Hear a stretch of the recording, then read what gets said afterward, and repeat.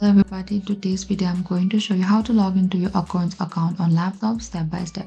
First, let's quickly talk about what Acorn is. Acorn is an investing app that helps you save and invest money automatically, and it is designed for beginners and making investing simple by helping your money grow over time.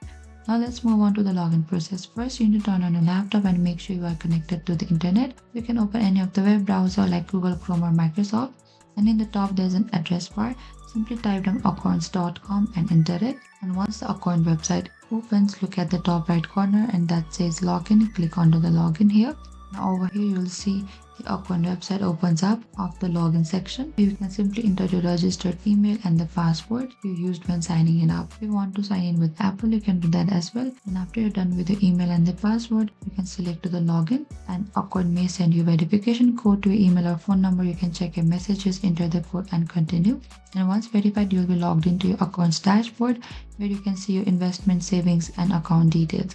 And that is how you can log into Acorn on laptop. The process is simple, quick and secure. Thank you for watching this video. I hope I could help. If you have any trouble or queries, please comment down below and we will reach out to you very soon.